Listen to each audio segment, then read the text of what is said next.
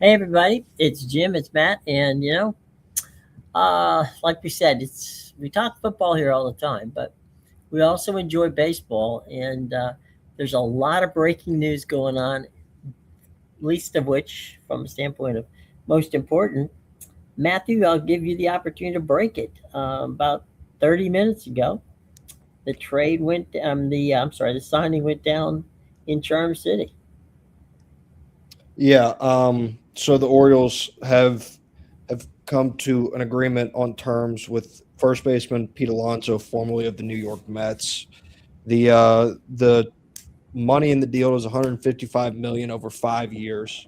Hmm. Um, it's a move that for the Orioles signals the seriousness they have about their baseball team.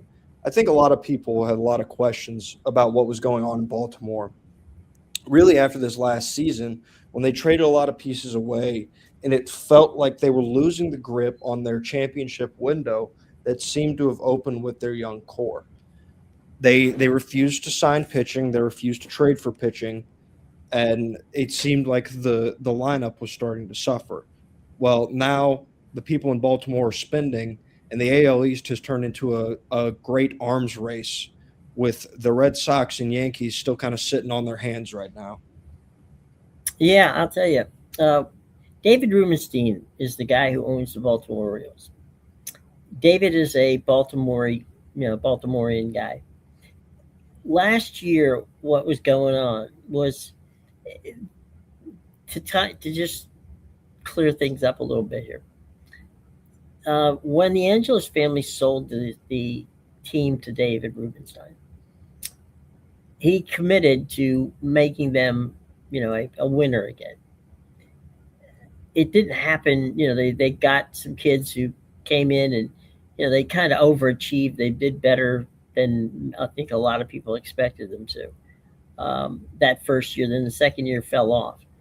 What David was trying to do was get out from under a number of issues that was created for the Orioles, and so it's true to form. I think now that David has cleared up all of those problems, that he feels comfortable to make investments. They're in on a couple of first line pitchers, and they're having conversations. It's funny, they're having conversations with the Nationals about Mackenzie Gore, uh, a very good young left-hander, um, Mhm. and those two teams didn't even talk to each other since the time that from 2005 when the Nationals got to town till the Angelos family gave up on it. They didn't even. There was no trades, no nothing, no talking. So uh, there's a lot of things going on. Look for Baltimore to get better. Are they going to get better enough? I don't know, but they certainly are not wasting time trying to, you know, to get those deals done and get in place. And they've got some really good pieces from a standpoint of some really good pieces of to trade. Mhm. So there's a lot of options here. They can go free agency and fix some places they desperately need, and they also can go trade and do it. Yeah, I think a big piece of this for Baltimore is that when everybody got better last year, it felt like you Hmm. just kind of sat around and waited. Um, Hmm. you didn't really. It felt like you had an opportunity to pounce Hmm. based on what you'd done in 2023, and 24 was a bit of a dud year for the Orioles. Right. Hmm. Now that signals that they're turning things back around. The worry was is like, well, they're going to let all these guys get away, Hmm. and like now you're looking at maybe trading like a Gunnar Henderson or something like that if this Hmm. continues to trend that way. Right. Now the hope is the other way. Now the hope is like, okay, Yeah. we still have this young core, we have a lot of bats, we still have a decent farm system. Hmm. We have the ability to make moves and move back towards the top of that AL East because if the Red Sox and Yankees don't make any moves, the way the rosters are currently constructed, Hmm. neither of those teams are championship contenders right now. Hmm. Just as currently suited, they are not championship contenders right now. Hmm. The Orioles aren't. the Orioles are things clicking back into place for Adley Rutschman and all their younger players, away from being right back in there in the World Series conversation. Yeah, I think what Rubenstein did in the offseason is he retooled the front office. He basically went out and invested heavily in analytics, and for the first time since he bought the team, David is actually involved with the team. Now, I say that to say this. That's not saying he's looking over everybody's shoulder and pulling the strings. That's not what I'm talking about. What I'm talking about is that he's actively wants them, meaning his front office people, to do whatever it takes to make them a winning team. He realizes that uh, the Orioles have an opportunity, and if he has to spend some money to make that, as you said, and rightfully so, they got a lot of young kids on that team that can play. Mm-hmm. And they've got a lot of kids in the minors, which they can trade and get players. Mm-hmm. So, right now, the Orioles are taking a page, out of the Blue Jays and some of the others, teams around the league where they say, okay, what do I need in free agency? I'll get it. What do I need to trade to get what I need? And we got the assets to do it. So, the arrow is pointing up for the Orioles, and whether or not they're a playoff team or not is still debatable. But they're making moves, and I think that's for the Orioles fan base. I think that's a very good, encouraging sign. Mm-hmm. Yeah, yeah. So we talked about the arms race. So you've got the Orioles that have now went out and they inked Pete Alonso to that 5-year, $155 million deal. Mm-hmm. You have the Blue Jays who inked Dylan Cease to an 8-year, $210 million deal. Right, Couple like a week or two before the winter meetings right. began, and now two teams that you expected to be pretty active in the Red Sox and the Yankees. I think the Red Sox more than the Yankees, just based on the way the rosters are constructed. Mm-hmm. They haven't done anything. They're both sitting there. They haven't done anything.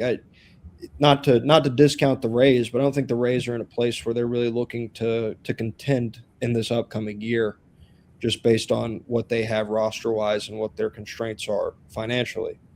Um, and just speaking from the Boston side of things, and being reading a lot of the stuff online and interacting with some of the fans on Twitter, seeing that stuff, there's like unrest in Boston. I don't Mm-hmm. know if it's the same in New York, but there's unrest. The ownership group has faced these cheap allegations, and I mean rightfully so. They have been extremely cheap ever since they traded away Mookie Betts Right. and at the end of 2019, and they haven't really beaten those allegations. It felt like they did last year when they go out and they get Crochet and they sign him to the extension, and you sign Roman Anthony to an extension, and you sign Alex Bregman to that contract. Bregman's opted out. Those two pieces that you signed to extensions are good, but those two pieces weren't enough to make you a championship contender last year. You have to add more. And when the report comes out that they weren't willing to match the Orioles 5-year, or Mm-hmm. their offer wasn't that of the Orioles 5-year, $155 million offer, it feels unacceptable for a front office that has told everybody. And when I say everybody, I'm saying it was their messaging to fans, it was their messaging to current free agents, it was messaging to the free agents that they were ready to spend and really ready to continue building this roster as they believe their championship window is starting to open. And this being the start of things in the offseason in terms of the dominoes falling, this will not fall in the Red Sox way with their necessity for power that Craig Breslow, the president of baseball operations, has talked about really since the season ended, how they needed some power in the middle of the lineup. This power fit, and they didn't hit on this power. And so there's a lot of people that are very unhappy right now in Boston. You know, I've known Pine Bloom for a long time, and he's now in St. Louis. Mm-hmm. I didn't speak to him specifically about, the payroll or what went on in Boston. But I do know a lot of people in Boston said that Heim had gone to ownership with a number of things that he thought, they could do, and ownership said no, I'm not going to do Mhm. it. To your point, I think the biggest problem, and this is just from me looking at it, not as a fan of the Red Sox, I respect the Red Sox, Mhm. not a fan. Um, the Fenway Group makes more money off Liverpool than they do the Red Sox. Mhm. When you start getting into that kind of, you know, diversity, right? Mhm. Where do you put the number on what you're going to spend, on a team that makes you $770 million in revenue last season versus a team that brought you just a little bit over $300 million in revenue? Yeah. No, it's definitely interesting to see like the way that they're going about it. I don't know what like there is no I understand why they don't spend as much on the Red Sox now in terms of the financial aspect, but people like it's not an acceptable answer to be the owner of the Red Sox and spend the way that they've spent in the fan base's eyes. And so they have to fix something um, along those lines. Otherwise, the fan distrust. You bought yourself some leeway last offseason, Mm-hmm. but you can't do it one offseason and expect the entire fan base to just be like, "Oh, all right, John Henry and ownership, we forgive you now. Like we're good. You guys got Crochet, you signed Roman Anthony long term. We're fine." Like that's not an acceptable answer Mm-hmm. for them. And so something is going to like they need to make moves. I'm not saying that this is the end of the world for the Red Sox or anything like that, but this is something where if they don't start making moves, then they're going to like as quickly as these fans bought back in and sold Mm-hmm. Fenway out and turned Fenway into that environment.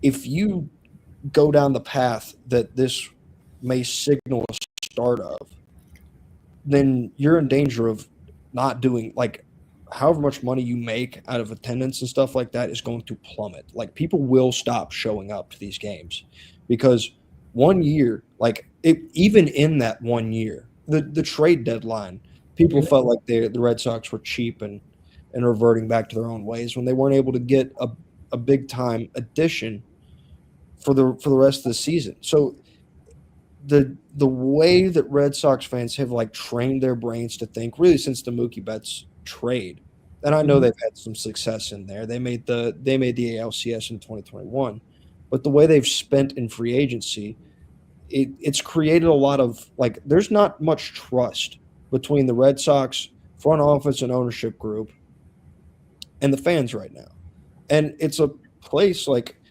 where eventually fans stop being dumb. You talked about Heim Bloom and him Mm-hmm. being in St. Louis and how they told him no.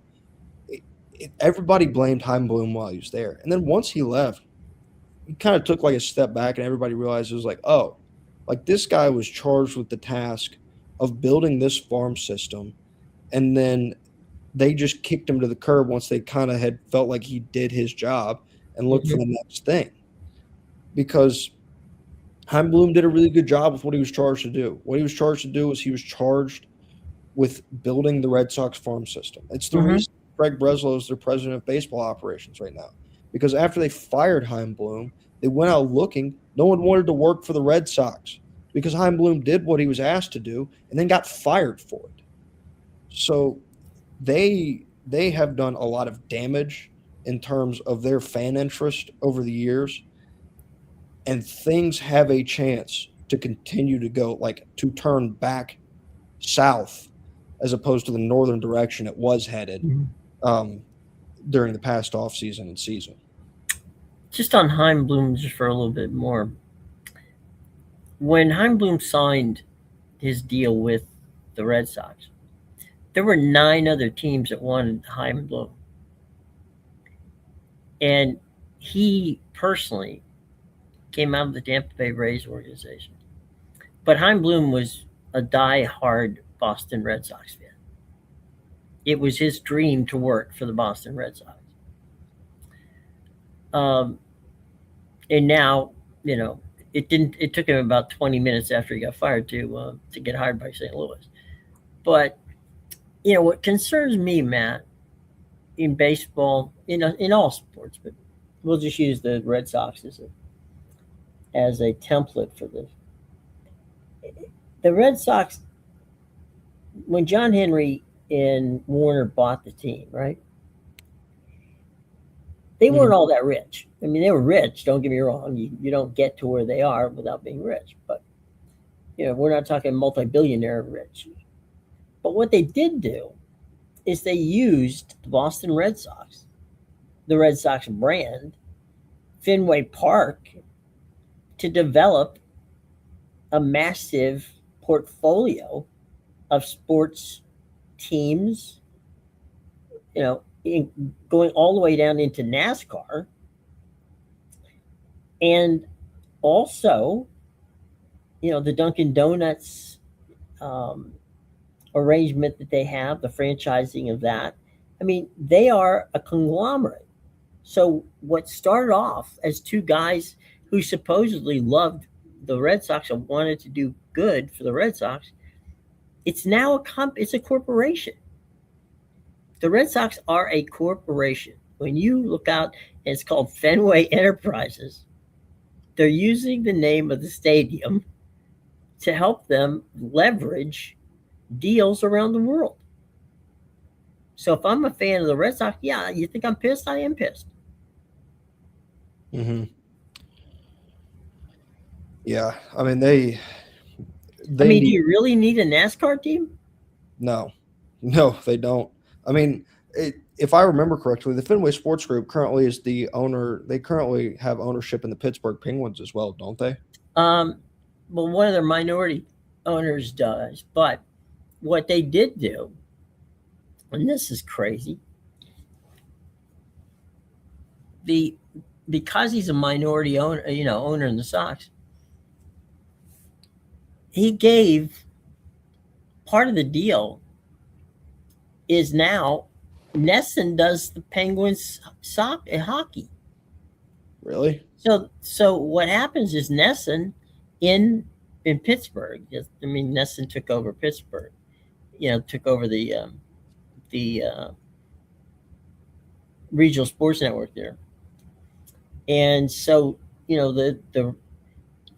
so he owns the Penguins, but the Penguins contribute to Fenway Sports through the fact that they signed a deal with NESN, which they own part of. Mm-hmm. So they're actually making money off the Penguins. Yeah, they've just got their portfolio is too vast, and when that portfolio is like that, like it opens them up for criticism. Not that John Henry cares about the criticism per se, because to be honest with you, I think he doesn't. Not one singular bit. But like when they traded Rafael Devers last season, they immediately had a large signing with Liverpool. Mm-hmm. And everybody was immediately the Red Sox suffered because Liverpool made this signing. Like that, right. That's what happened, is what they felt like. Now, I think a lot of stories have come out and everybody can see that probably wasn't the case, but right. It's optically a terrible look. Talked about it in college football, the optics of things. Mm-hmm. It's like you think these teams with these massive owners and like these massive groups would have the forethought and the wherewithal to think like, hey, people aren't necessarily happy right now. Mm-hmm. What can we do to ease this? Like ease this. Like maybe we don't do X right this second. And they just seem to be oblivious to the public perception of the Red Sox right now. I mean, Sam Kennedy has been put on blast these last couple of years Hmm. because every single year he talks about how the Red Sox are going to spend. And Hmm. man, have they not spent a good like 80% of the time he's gotten up to the podium after a season. It was like, we're going to make this team better. And to be honest with you, I don't know if it's something that he actually has knowledge of or not, but like it's a terrible look when he continues to do that. Well, if you're Fenway Sports, you know, you take money and invest it where you feel that you can get a return on investment. I can't fathom how investing in the Red Sox is going to not reap some sort of benefit. Hmm. I mean, look, would Pete Alonso been a great add to to the Red Sox? Absolutely, but they only wanted to go 3 years on a deal Hmm. with Pete, and Pete wanted a 5 year deal, and the only team out there that was willing to give him a 5 year deal were the Orioles, and he signed for $5 million more. That Orioles deal, by the way, was given to Kyle Schwarber, and Schwarber decided to stay in Philadelphia. Yeah. So he Schwarber, which we talked about the other day about the culture in staying with teams that were, whether you're the Dodgers or the Phillies, or teams where it's a family that everybody loves being around. Schwarber took a $5 million you know um, hit to stay in Philly because he could have had that contract the Orioles put out there. You'd mentioned the Rays a little earlier. Um, they are at a point now where you know they just got the books. They're working on the stadium deals. They got all kinds of things going.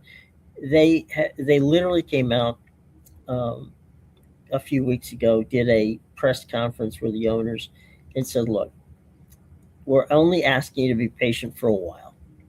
We have we got a lot of little things here we got to get done. Not Hmm. least of which is where to build the stadium." Um, and we just want you to give us a little bit of grace time before you start screaming that we're not doing what we're supposed to do. And so the fans at this point in time seem to feel comfortable doing that. So I can see that area, but the Yankees and the Red Sox, because they've become so diversified in their sports portfolios, that you know is how much, I guess the bottom line at this point, how much does baseball matter to them anymore? Yeah, it's a good question. I mean, the signaling from John Henry again last year felt like they like cared about baseball again. And Hmm. I think that's why people are upset, is because they see a guy like this and they like, at least from an outsider's perspective, Pete Alonso just seemed like a perfect fit. Like the Red Sox needed right-handed power. Their Hmm. leading home run hitter was Trevor Story, who had 25 last year. Right. That kind of power is not going to get you through a major league season Hmm. if he's your leading bat. And fans know that. Like they're not dumb. They have a hole at first base right now because Tristan Casas, their young first baseman, Hmm. had a pretty serious injury last year, and you're really not sure on the status of him. Right.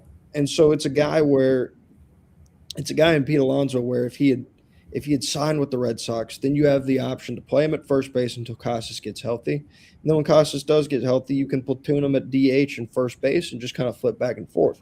It seemed to make sense in terms of filling a hole and what he provided based on what the Red Sox needed. And it feels like they missed out on him because he was cheap. I Hmm. think it probably had a lot more to do with the years than the money. But that's not the way people see it. Hmm. And so, in a way, I get it because the expectation from the fan base, however unrealistic it is to sign everybody. Hmm. That is unrealistic. Like this is not a video game. This is not MLB the Show. Right. We don't run the off season and just go spend about you know as much money as we humanly want to. Hmm. for every free agent. Like that's not the real world. But still, when you see one that makes a fit like that, it's frustrating to watch them get away. Yeah, Buck Showalter told me last summer that we talked about a bunch of different players, and we landed on Pete Alonso, and he said to me, he said, "You know what?" He said, "There's not a Major League Baseball player out there that is that dislikes Pete Alonso." And he said, "You know who he reminds me of?" I said, He said, "Freddie Freeman." He said, "Everybody loves Freddie." He says, when you see it, because obviously Buck had the Mets for a while. And he said, what you like about him, what the players, the opposing team likes about him, is when the guy gets on first base, he's asking about the family, what's going on, or he's busting jokes, or said, "Have you seen a movie?" I mean, he never stops talking to people at first base. It's one of those kind of things, and he's just genuinely a nice guy. Um, Mm-hmm. so I think that the reason that the Mets fans are hair on fire is okay, what was our problem last year? Well, we had Alonso backing up. He was the bat behind, um, behind. Shoot, why am I forgetting his name? Juan Soto, Mm-hmm. and so where do we go from here? I mean, where are you going to find a bat on the open market that's equivalent to Pete Alonso? You didn't get Schwarber. You let Alonso go. So where do you get that bat? Mm-hmm. Yeah, and that is the reason. Like that's the reason Red Sox fans are upset. There's no, and I mean, really, honestly, any team that needed power, your Mm-hmm. power is really off. Like your high end power in Right. terms of Schwarber and Alonso. And now, granted, I'm not sure who really thought that Kyle Schwarber was going to go anywhere but Philadelphia in Mm-hmm. this offseason. Like I know it had been hypothesized out there, but it seemed like once you really got down into the nitty gritty of it, everybody kind of expected Schwarber to return to Philadelphia. Um, where do you find that power now? If you're one of those teams that is power needy, it's not easy. You're gonna be taking a chance most likely on one of the Japanese players, whether it be Akamoto or Mm-hmm. Murakami. Um, and then you get into the guys where you've got holes in their game. Like Eugenio Suarez had a fantastic year last year, Mm-hmm. and when he went to Seattle, he kind of stopped having as fantastic of a year. And he's a high strikeout guy, and so for some teams, like for the Red Sox in particular, the appeal of Pete Alonso wasn't just his power; it was the fact that Pete Alonso also hit 270 last year Mm-hmm. to go along with the home runs. You know, Eugenio Suarez is hitting like 225, 230 when he's hitting all these bombs. Big reason why Cal Raleigh didn't win the MVP last year is because his average wasn't high enough. He was batting in Mm-hmm. the 240s, I think he was.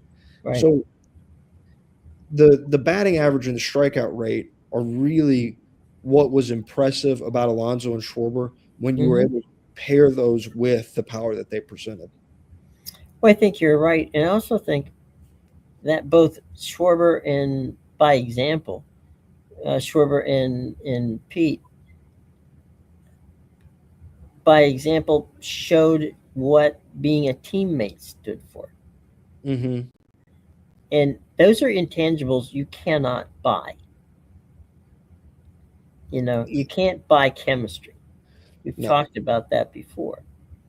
And when Pete, you know, is one of those guys. Now, I will say that the Rays spoke to Pete about a 1 year pillow contract where he would be paid a great deal of money, and from that standpoint, he wasn't interested, and that was okay. I mean, there was no harm, no foul. Um, One other thing with regard to contracts, and Schwarber, to your point about he was never going to go anywhere. Um, there are times when if let's say the Phillies wanted to extend Schwarber, right? It might have been more complicated to do that than to just break off and go to free agency and come back and restructure a contract. Mm-hmm. So to your point, I don't think I agreed with you. I didn't think he was ever leaving Philadelphia. Now, the fact that he was a free agent didn't concern me because I figured, okay, Schwarber has said numerous times, I want to be in Philadelphia. The Phillies have said we want to keep him in Philadelphia. So, what does that didn't concern me because I know that they could just sit down, decide on a number, and number being the number of years versus the number of dollars and that you want to spend, and come up with a clean contract as opposed to try to you know add on to a contract that he already had. So sometimes it's not always, but sometimes it's easier to just break that old contract off. In other words, just let it go and become a free agent, and then go back and sign with your team. And that was how that was going. You were 100% right that Kyle Schwarber wasn't leaving, you know, the 215 area code. That was not happening. Mm-hmm. And that's where he is, and that's where he's going to stay for the next 5 years. Yeah. Yeah. I mean, it's Schwarber was the right signing in Philly. Mm-hmm. Like it felt like Dave Dombrowski's job. Obviously, it didn't, solely hinge on Kyle Schwarber returning, No, but it was important for the city and for really Dombrowski to be able to, show up and sit in a suite peacefully that Schwarber returned to Philly.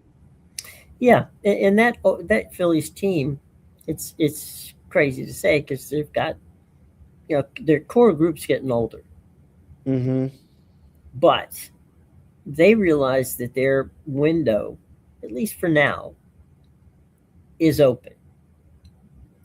I don't think when it comes to the amount of money the Phillies and the Mets and the Yankees and some of these teams are willing to pay, they'll eat the end of the last 2 or 3 years of Schwarber's contract, and they don't care Mm-hmm. because they care about winning now, and Schwarber can help them do that. Schwarber wants 5 years, fine, we'll give him 5 years because we know that if we win a World Series, that will pay for anything we need to worry about with regard to that. Mm-hmm. The same thing with JT Realmuto. They've got guys who are coming to the end of their contracts and also coming to the end of what might be their most productive times. That's okay if you realize, okay, this is a window. What are we going to do? Are we going to hamstring ourselves for years to beyond if we do if we sign somebody to a very long term contract? Mm-hmm. Honestly, I know to you, me, and a lot of people, $150 million is a lot of money. Mm-hmm. A 5 year, $150 million contract to a Major League Baseball team, specifically the Phillies, is basically nothing.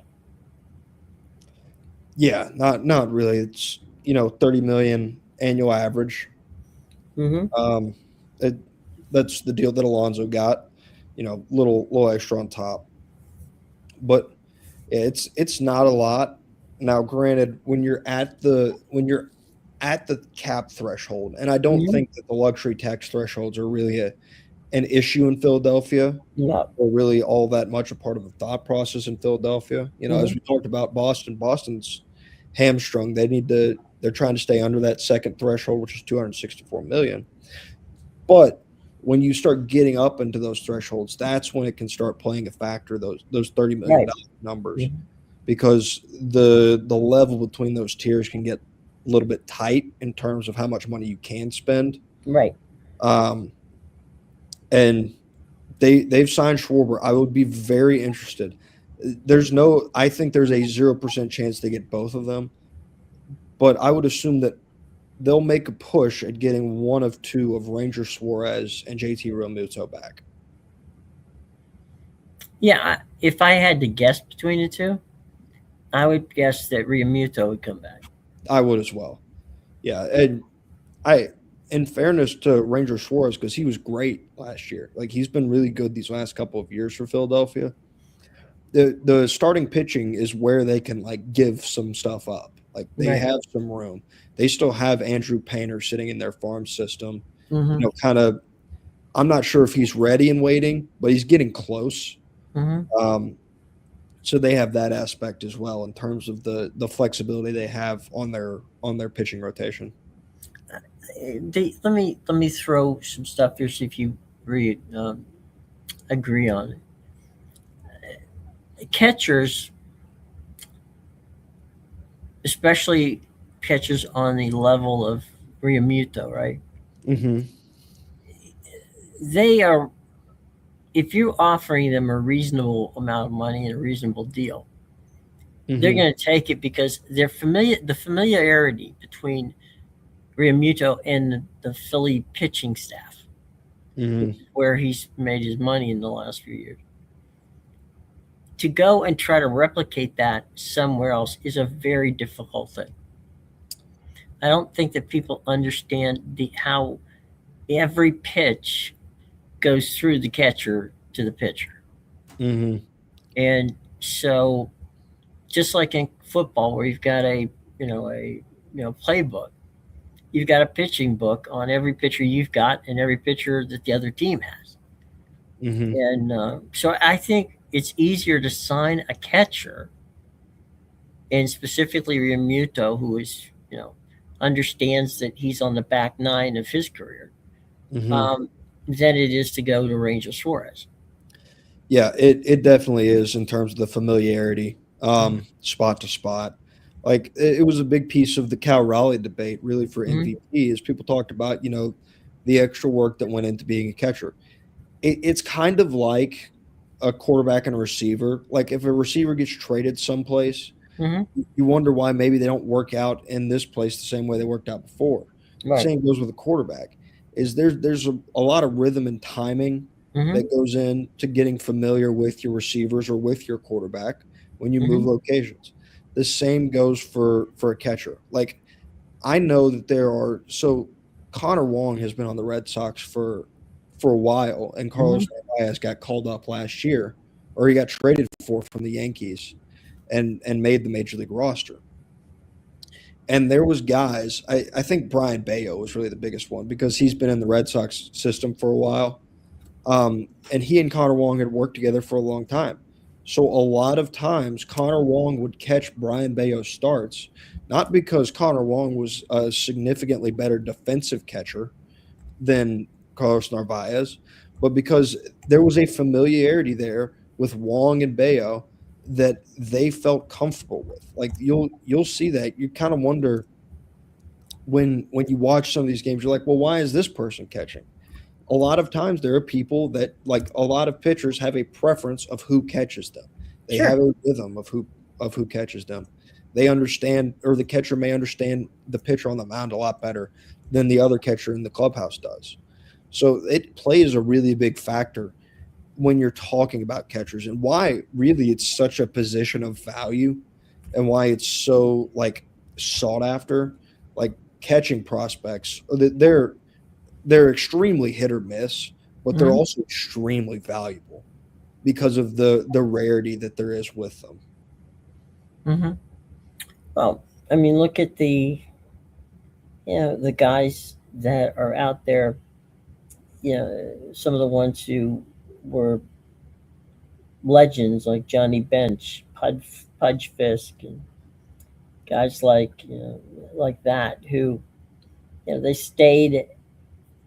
I mean, Gary Carter went from the Expos to the Mets, but for the most part, they try to stay where they are because of familiarity and because of longevity.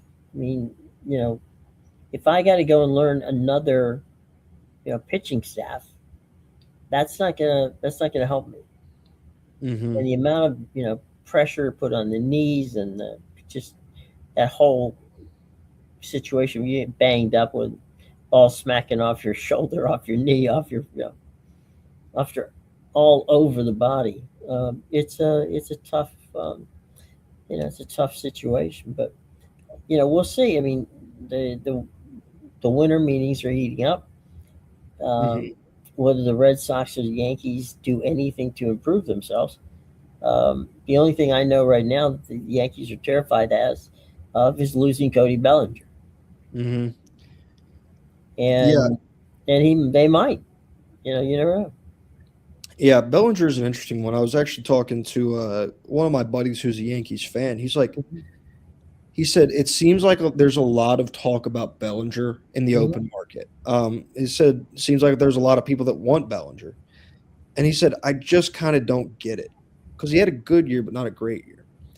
And I started thinking about it, and I think it's the Cody Bellinger is one of the more well-rounded players you're going to find on the open market. mhm, He hit about 280. He had in the upper 20s in home runs, and mhm, he plays really good defense in the outfield. When you mhm. combine all those things together, you've got a really valuable player. Um, I think the problem for New York is they want Bellinger back, but when Grisham accepted that qualifying offer, it hamstrings the things that they're able to do in the outfield because they have an excess in the outfield. Right. A similar sense of the Red Sox, but one of the Red Sox players isn't a free agent right now. Mhm.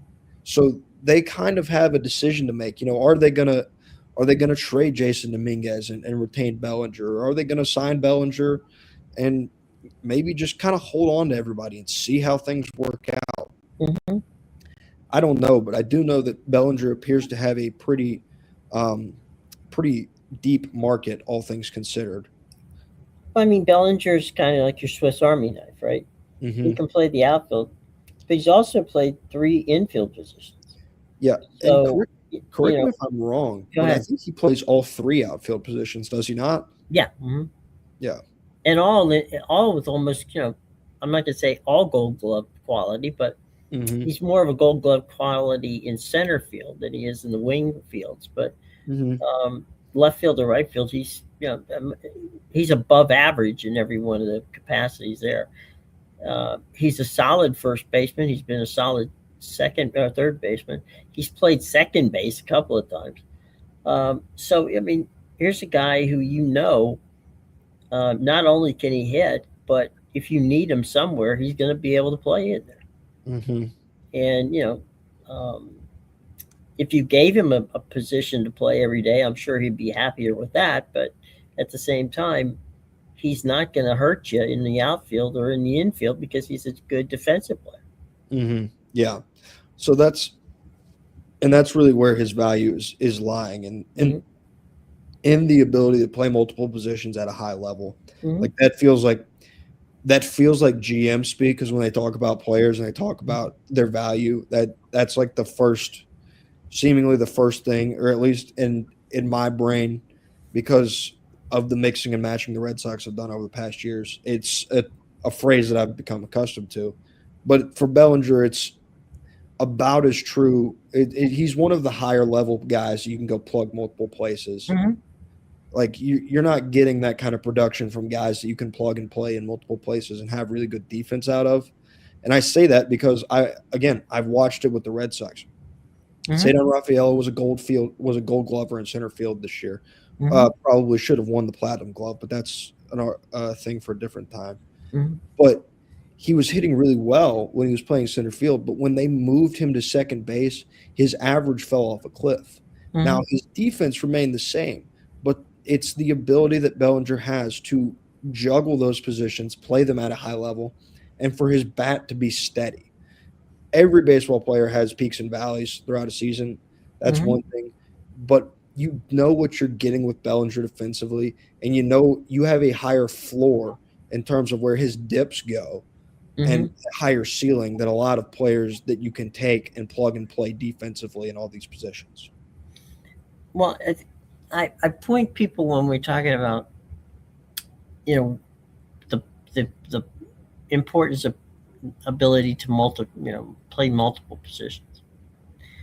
If you look over the last two seasons when the Dodgers won the World Series, look at Kiki Hernandez. You know, look at Mookie Betts. Look at Justin Turner. I mean, they've got four or five guys on that team that can play more than one position, and not just play it well. Mm, that gives you the ability to carry less players, bench players, because you don't need the extra two or three bench players. You can end up, and the Dodgers needed every one of those other spots for the pitching that they had because of so many people getting hurt. But you look at the Dodgers, and that, you know, when you look out there and say, well, Kiki Hernandez, we need him at second base today, or maybe we go Mookie at second and we go Kiki at left, whatever. I mean, Teoscar has a better arm, but Kiki's not a bad outfielder. Mm-hmm. So, you've got guys who are plus outfielders. Mookie Betts is a plus outfielder. Mm-hmm. Oh, yeah, big time. But at the same time, he's a plus infielder too. Mm-hmm. Yeah, he's not losing anything by putting these guys in the field. Yeah, multiple positions of value. Like it's the model that the Dodgers have built their team around. Like is it always going to be the best defense at every position? No, but they have the ability to mix and match and change their lineup to that of a pitching matchup with the flexibility they have defensively. One of the things that Doc Roberts does is a thing that he took when he was in Boston. And in Boston, the manager would give all of the guys who aren't, they weren't the starters, okay? They were the guys who were coming off the bench. Mm-hmm. Every Monday, Doc would give, when he was the Red Sox, all the bench players would get a note saying, you're going to play Tuesday, Thursday, whatever. In other words, they knew they were going to play. Mm-hmm. They knew they were going to play in the field. They knew that they were going to get their chance. Granted, it may only be 2 times a week, right? Or 3 times a week. But they then knew that, you know what? Okay, cool. I'm playing, but I'm also sitting on the bench waiting to be, entered in. And basically what that does, or at least what, I was told it does, is it gives these role players, for a lack of a better way to put it, an understanding that, we are still part of the team. That the manager doesn't, disrespect the fact that we are Major League Baseball players. Mm-hmm. And that we can play. And so what Doc did was, when he was impressed with how that, he benefited from that, for Boston. He took that and rolled it into, how he plays and positions his people for, what's going to happen this week. Well, Kike's going to play infield, Mookie's going to play outfield, and we'll figure out what to do with, the other guys, right? Mm-hmm. And so everybody is engaged in the game because they know, all right, well, I'm not playing today, but I'm playing tomorrow. So they'll go out and take maybe 64 ground balls, or they're, take 100 fly balls or whatever, because they know they're going to get to play. And, it's not like you're just sitting there waiting for, when am I going to get in the lineup? And I think that, from everything I've heard with Doc, is something that he's very, that the players love, because they know that they're not being, shortchanged or overlooked. Yeah. We'll switch. I'm gonna bring something up because I think it's. Yeah, go ahead. We've kind of moved into the baseball world here, so go ahead, keep going. Yeah, I was gonna shift the teams that we're talking about, move things here a little more local for myself. Okay. I think the Braves have an interesting set of circumstances because they've now created an expectation in their fan base of winning, really, over their pedigree that they built over the last few years of winning. And this season did not live up to people's expectations. They were frustrated last offseason when their big acquisition was Jerks and Profar. Mm-hmm. And I'll be honest, on the Braves side of things, right, right now, I have not heard a lot in terms of what they're planning on doing. And they do have a lot of issues that they need to tend to, specifically that bullpen Mhm. shortstop. No, I'll be honest. I don't know. I mean, it used to be that you could take. We talked about John Schuerholz and the 14 consecutive years of them being a playoff team and most of the time winning the division. Mm-hmm. Stan Kasten and John Schuerholz, Bobby Cox managing. That's not, again, you can't, it, it's hard to explain, but you can't, if you have a good front office of Mm-hmm. people who know what they're doing and who understand every person who plays for the team that they're playing for, you, you're going to be a winner. If, on the other hand, you change up a bunch of things and you move around a lot and you don't have that singular vision, you're not Mm-hmm. going to win. And I'm not so certain that the Braves have what the Braves built that franchise on. That and Kasten and Sherholz built that on is still there. Mm-hmm. Yeah, it's interesting because I think their unwillingness to spend, or not, I think their unwillingness to spend cost them Freddie Freeman. Like it cost them Dansby Swanson. It cost them Max Fried. They've been unwilling to spend on the guys that they did a really good job of scouting, drafting, and developing through their farm system. They let a lot of those guys slip away. And as those guys have slipped away, their success has slowly kind of followed. Like it's not been one big drop off, but when things don't go according to plan on the injury front, the way they went this year for the Braves, then you have issues that start to arrive, and you start to feel these losses that you let get away, and it seems like it kind of tarnishes a relationship between a front office and a fan base.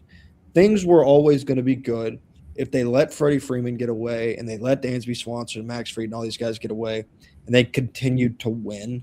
And like they made changes and backfilled the positions that they were leaving open, and they did so with Matt Olson. And really, Max Fried was at a position that, relatively speaking, they had a surplus at this year, but that just happened that their entire surplus got hurt.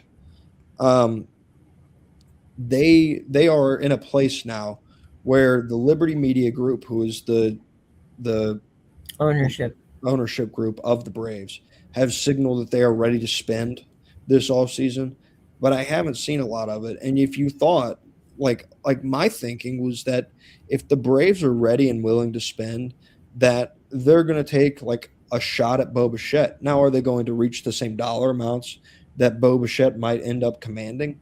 No, but they would probably take a shot at him. I have seen them mention Robert Suarez, interest on him in the back end, but there's not been much mention of the Braves. In fact, I've seen the Pirates more than I've seen the Braves, and that lack of spending in Atlanta is one that I think many people would find unacceptable down in my part of the country.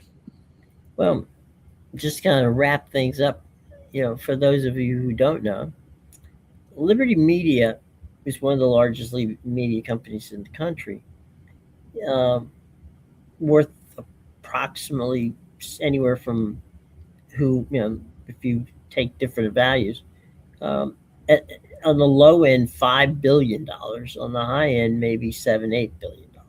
So, of all the ownership groups in Major League Baseball, the Liberty Group is, if not the highest, they're right next there. They're in the they're. It doesn't take long to call roll. Let's just put it that way when it comes to that.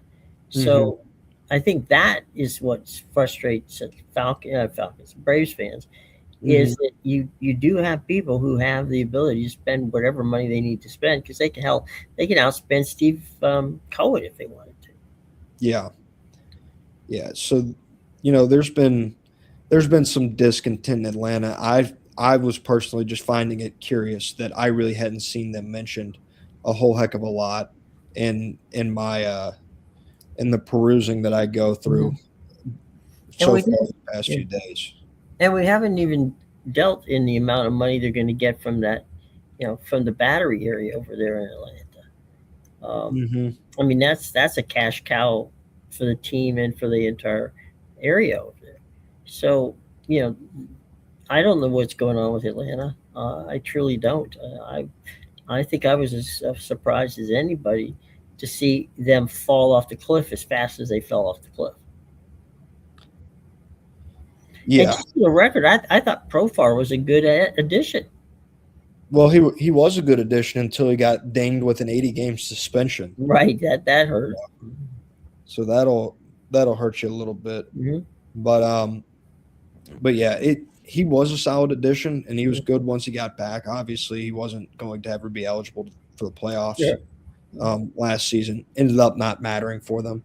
They did get banged up pretty good throughout the season, Sure. so that didn't play in their favor.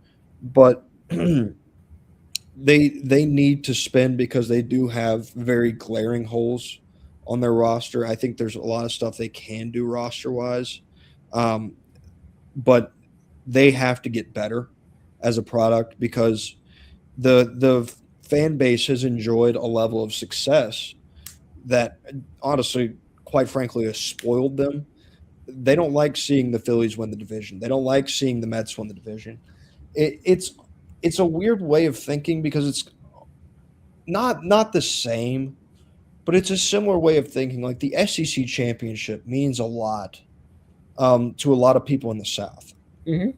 It does. Like the goals are you win an SEC championship and you win a national title. But if you just win an SEC championship, that season has been a very successful season if you win that. And if you don't believe me, you can go ask Kirby Smart that. I Mm-hmm. guarantee he will second that thought process. The thinking's a similar way, I think, in Atlanta. Like I think as much as you want to win a World Series, and winning World Series is great, and that's the ultimate goal, winning that division is where they start every year.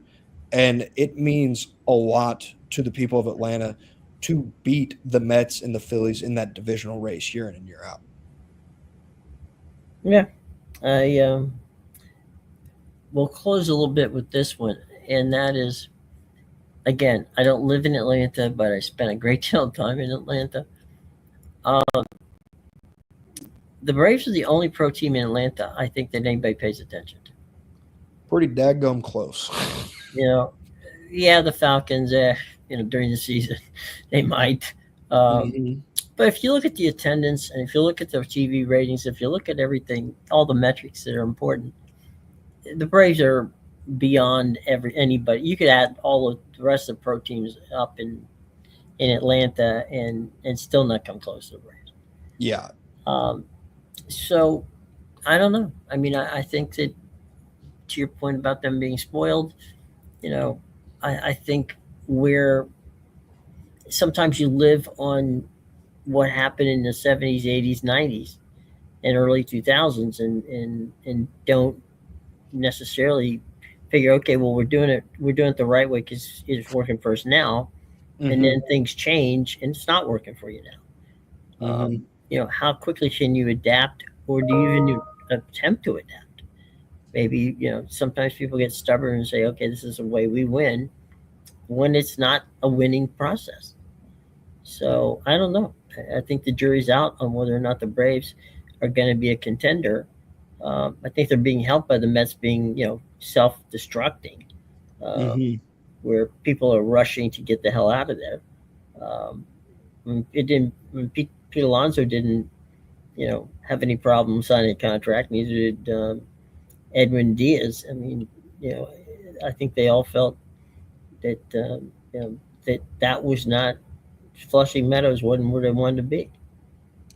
Yeah, and that almost goes back to the we talked about you've got to have a culture Mm-hmm. with the Dodgers, and you can't just have a bunch of hired guns. Mm-hmm. That's kind of it. Almost seems like that's what the Mets culture was last year Mm-hmm. was hired guns. They had a culture the year prior, um, with the OMG, what was that Jose Iglesias? Right. Mm-hmm. Um, the shortstop that's now in San Diego. Right. They had that going on. Like they had a culture. They don't have a culture as much, but they still have, like, at its core, probably a better roster than the Braves do right now. Mm-hmm. So coaching can cure some roster deficits, like some talent deficits on the roster. But the Braves need to make additions because Steve Cohen and the Mets are going to punch back now that Pete Alonso is a Baltimore Oriole. Well, good luck in finding the players they need, because they do need some players. Mm-hmm. And I do think that signing Soto to such a big deal, even though he's a good guy, Mm-hmm. when a guy comes in the clubhouse making more than the entire clubhouse, it does cause some rifts in there. As I say, regardless of how nice, and trust me, he's a good guy, Juan Soto is. There is kind of like a two-tier system. It's like, okay, Mr. Baseball here is pulling in a number that is just ridiculous, and we're not getting anywhere near that kind of money. Yeah, I think that's a big piece of why Pete Alonso is a Baltimore Oriole right now. Mm-hmm. I think there was I don't think he was happy with the Mets spending that money on Juan Soto and then treating him, a guy who's been in that system and with that club for a very long time, like really honestly an afterthought throughout a lot of that offseason last year. I think that it rubbed him the wrong way, all things considered, and that's the reason he's now an Oriole. Well, he carried that team for many years. Mm-hmm. I mean, offensively last year, Juan Soto didn't get going right away. Francisco Lindor didn't have his normal type of year last year. Mm-hmm. If you're talking just consistency last year, mm-hmm. Pete Alonso was the best offensive player on the Mets from game 1 to game 162. Mm-hmm. So they've lost that now. And, we talked about you can't replace that given the options on the open market right now. They're going to have to start exploring trades, or they're going to have to explore the options of one of those Japanese first basemen who, like Murakami himself provides the pop that Alonso mm-hmm. did, but he also has a much higher strikeout rate than Alonso did. Mm-hmm. So they're going to have to get creative in their approach to replace Pete. Well, and the other thing is, they outbid some of the teams on the West Coast who mm-hmm. will be gunning for the Japanese players. Yeah, because I think you got an ownership group in Seattle that's a little more willing to spend this offseason as well than they have mm-hmm. in the past too. And the Padres have money, the Giants have money, and we can't forget that there's tremendous Japanese presence in Toronto. Mm-hmm. So there's a lot of different places they can go. They don't have to go to the Mets. Yeah, and I mean, hey, the what's it called?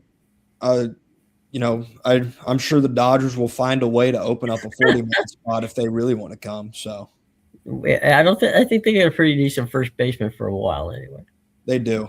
I'm more talking about they'll just if there's like a bat that wants to come, I'm sure they can find a way to figure it out. Oh, they'll get creative. No doubt about that. Well, I'll tell you what. Tomorrow we will talk football, folks. We promise. Mm-hmm. Big game in the South.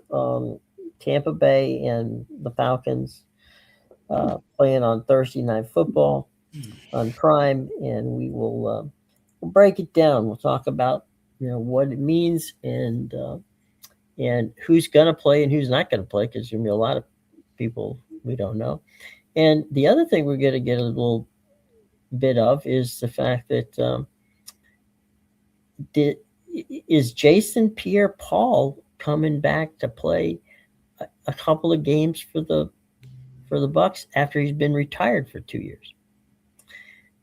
He's down there in camp practicing right now. I don't think they signed anybody to the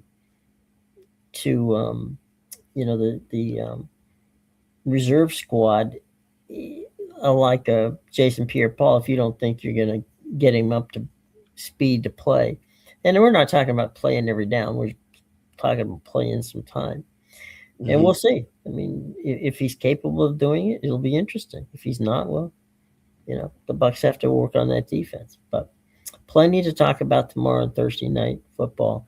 Had a lot of fun, Matt, today talking baseball. Appreciate you for all the wonderful stuff you bring to the table. It's entertaining and it's helpful. So we hope that everybody has a lovely Wednesday.